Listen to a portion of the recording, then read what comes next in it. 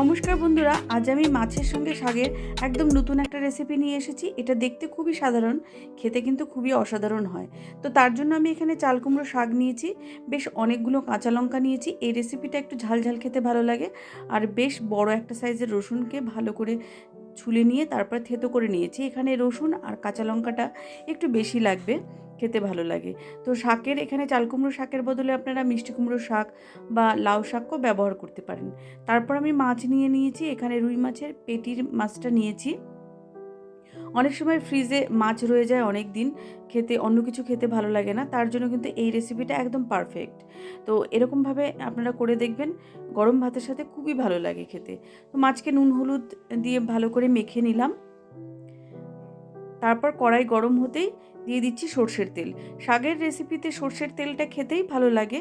সর্ষের তেলটা ভালো করে গরম করে নিয়ে মাছটাকে দিয়ে দিচ্ছি। মাছটা খুব ভালো করে ভাজতে হবে।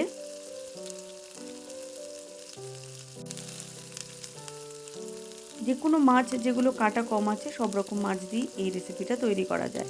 তো মাছটা যখন আমি ভাজবো তখনই ভালো করে ভেঙে দিচ্ছি, তার কারণ মাছের মধ্যে যে বড় কাঁটাগুলো আছে সেগুলোকে আমি ফেলে দেবো। আপনারা চাইলে মাছকে তুলে নিয়ে ঠান্ডা করে কাটা বেছে নিতে পারেন। আমি একেবারেই কড়াইতেই বড় কাটাগুলোকে বেছে ফেলে দিচ্ছি।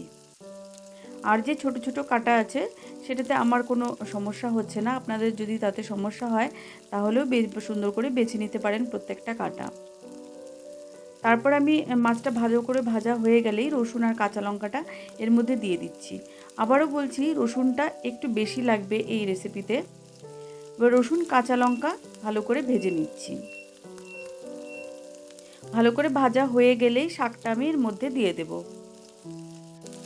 পুরো শাকটা দিয়ে দিচ্ছি, তারপর লবণ দিয়ে দিচ্ছি।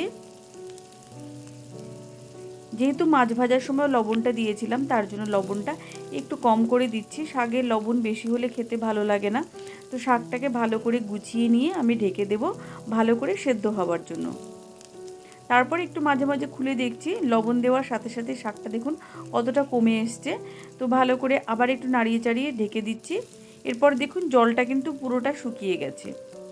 এবারে শাক যেমন ভাজা হয় ঠিক সেইভাবেই পুরো শাকটাকে ভালো করে ভাজতে হবে, জল যাতে একটুকু না থাকে। তো যখন পুরোপুরি ভাজা হয়ে যাবে তখন আমি কাঁচা সর্ষের তেল দিয়ে দিচ্ছি। সর্ষের তেলটা ঠিক নামাবার একটু আগেই দিয়ে দেব। এবার শুধুমাত্র একটু নাড়ানাড়ি করেই আমি এটা নামিয়ে নেব।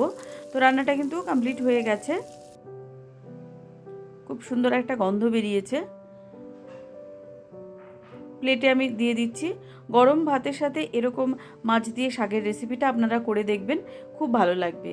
আর রেসিপিটা ভালো লাগলে অবশ্যই লাইক শেয়ার কমেন্ট করতে ভুলবেন না। যারা আমার চ্যানেল নতুন আছেন তারা প্লিজ চ্যানেলটিকে সাবস্ক্রাইব করে পাশে থাকা নোটিফিকেশন বেলটা প্লিজ প্রেস করে দেবেন, যাতে আমি যে নতুন রেসিপিগুলো দেব সাথে সাথে নোটিফিকেশনগুলো আপনাদের কাছে পৌঁছে যাবে। তো আবার নতুন কোনো রেসিপির সাথে হাজির হব। আজ এই পর্যন্তই। আপনারা সকলেই ভালো থাকবেন, সুস্থ থাকবেন। নমস্কার।